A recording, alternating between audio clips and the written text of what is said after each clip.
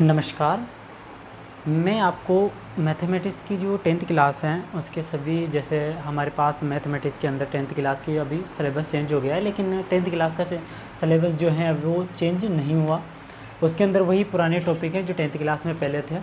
जैसे हमारे पास पहला टॉपिक है वैदिक गणित,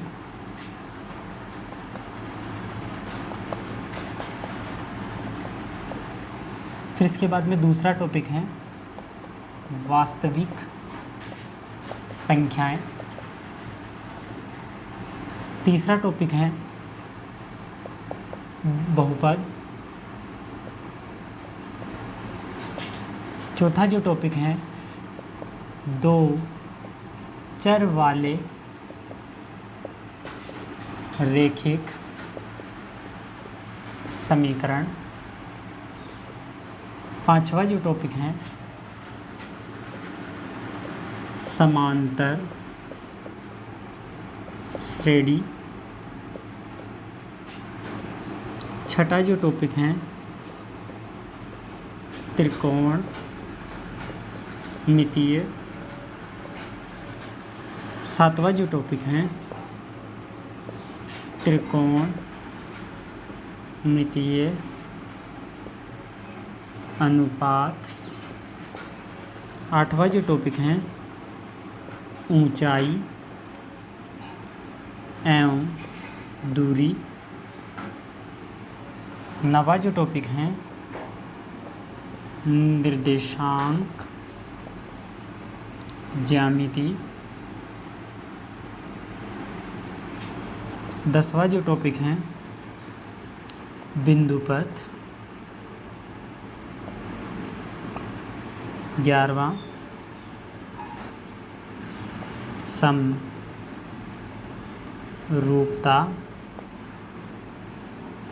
12वां जो टॉपिक है वृत्त,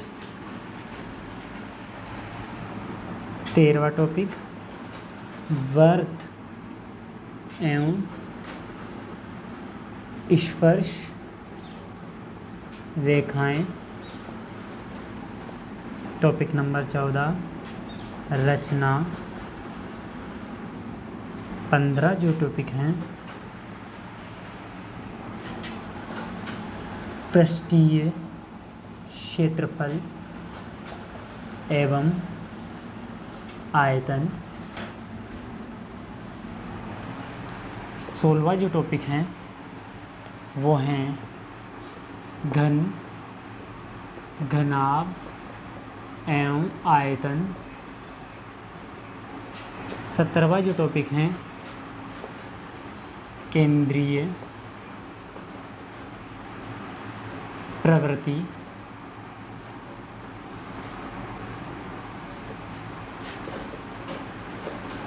के माप, और 18वां टॉपिक प्रायिकता, 19वां जो टॉपिक है सड़क सुरक्षा। ये हमारे पास 10th क्लास के मैथमेटिक्स के वही पुराने टॉपिक हैं जो इससे पहले के ईयर में थे। ये हम 2020-21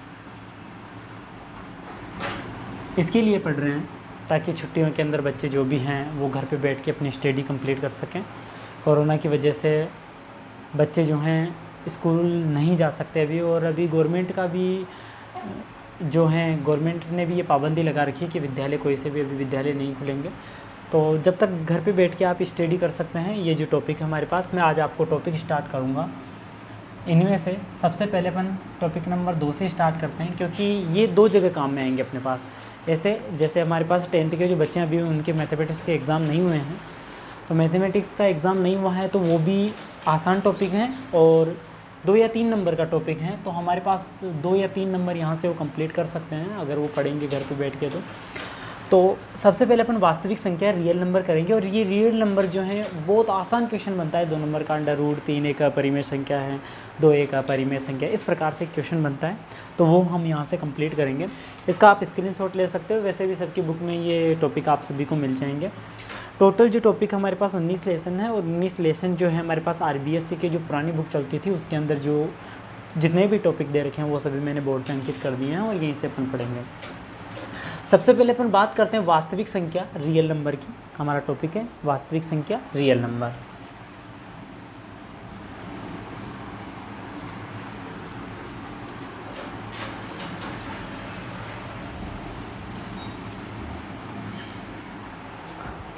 टॉपिक है वास्तविक संख्या।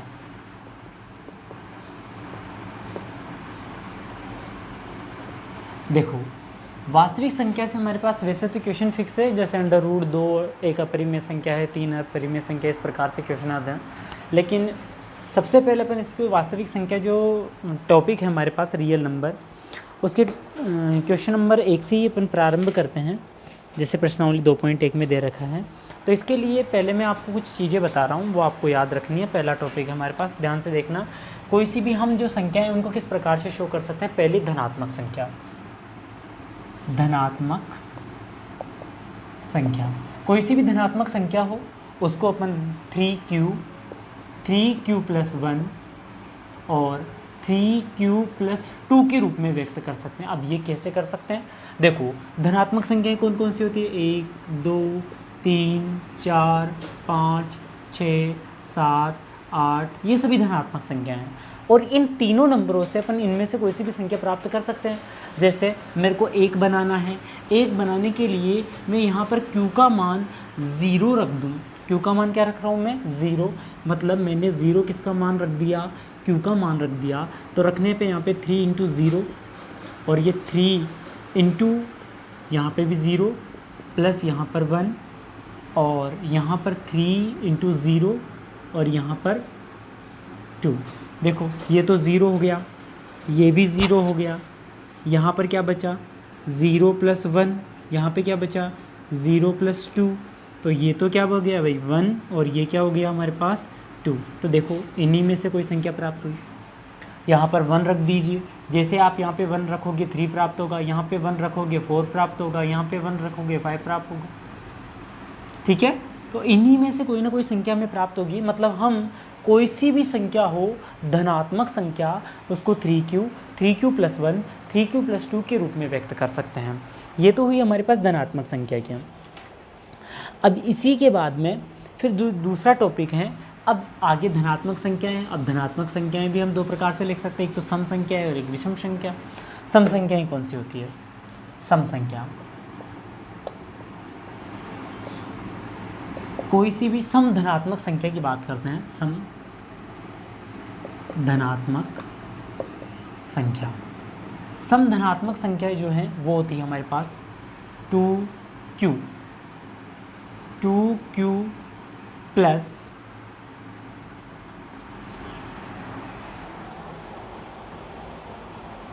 2q + 1 2q + 1। देखिए, जैसे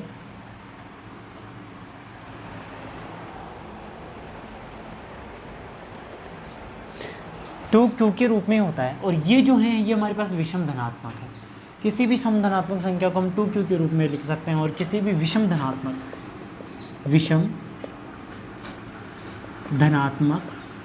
संख्या को 2q + 1 के रूप में लिख सकते हैं। अब ये हमने जो 2q जो लिखा, कैसे? जैसे आपने यहाँ पे 1 रख दिया, तो 1 रखने पर 2 को 1 से गुणा करोगे तो कितना हुआ? 2 रख दोगे 2 दूनी 4, 3 रख दोगे 6 8 10, तो क्या हुई? सम धनात्मक संख्या प्राप्त हुई। लेकिन यहाँ पर आप जैसे 1 रखोगे, 1 को 2 से गुणा करोगे, 2 + 1 कितना हुआ? 3। 2 रखोगे, 4 और 1 कितना हो गया? 5। ठीक है, 5। इसके बाद में क्या प्राप्त होगा आपको? 7, फिर 9, फिर 11। तो ये विषम धनात्मक पूर्णांक, विषम धनात्मक पूर्णांक। तो हमें यहाँ से ये समझ में आया कि कोई सी भी धनात्मक संख्या हो उसको हम 2q और 2q + 1 सॉरी कोई सी भी धनात्मक संख्या हो उसको 3q + 1 3q + 2 के रूप में लिख सकते हैं। कोई सी भी विषम धनात्मक पूर्णांक को उसको 2q + 1 के रूप में लिख सकते हैं। कोई सी भी धनात्मक पूर्णांक यानी सम धनात्मक पूर्णांक को उसको 2q के रूप में व्यक्त कर सकते हैं। और इन्हीं तीनों टॉपिक से हमारे पास जो 2.1 है वो हमारी इन्हीं से हल होगी। तो देखिए,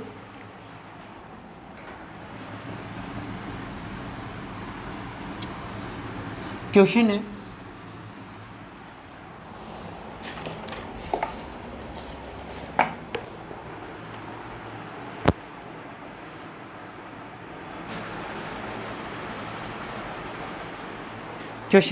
दर्शाइए कि एक विषम धनात्मक पूर्णांक, दर्शाइए कि एक विषम धनात्मक पूर्णांक संख्या का वर्ग 8q + 1 के रूप का होता है, जहाँ q एक धनात्मक पूर्णांक है।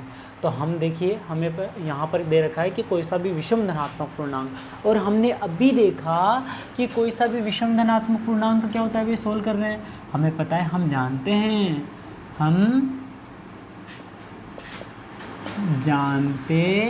हैं क्या, कोई सा भी विषम धनात्मक पूर्णांक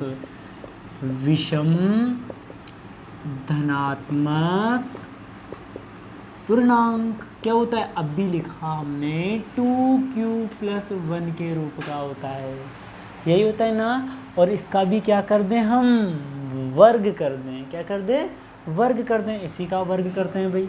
आगे देखिए, 2q + 1 का वर्ग करने पर इसका वर्ग कर देंगे, क्या हो जाएगा, 2q + 1 का, देखिए यहाँ पर जो था हमारे पास 2m + 1, इसका क्या करेंगे अपन, वर्ग करने पर वर्ग करेंगे तो क्या हो जाएगा, ये देखो a + b का होल स्क्वायर, ये वाला फॉर्मूला लग रहा है यहाँ पे, a² + 2ab + b², ये 8th क्लास का फॉर्मूला है, सर्वसमीका पढ़ी है हमने 8th क्लास में। तो यहाँ पे a की जगह तो कितना है, 2m का होल स्क्वायर + 2 ब्रैकेट 2m × 1 + 1 का स्क्वायर, ये तो क्या हो गया भाई, 4m² + 4m + 1। अब ये जो पद है, इस पूरे पद को मैं यहाँ पे लिख रहा हूँ 4m² + 4m को 2 से गुणा व 2 का भाग देने पर अब ऐसा हम क्यों कर रहे हैं, क्योंकि मेरे को यहाँ पे q को गुणा करना है 8 से, और 8 बनाने के लिए मेरे को इसको 2 से गुणा करना पड़ेगा और 2 का भाग देना पड़ेगा।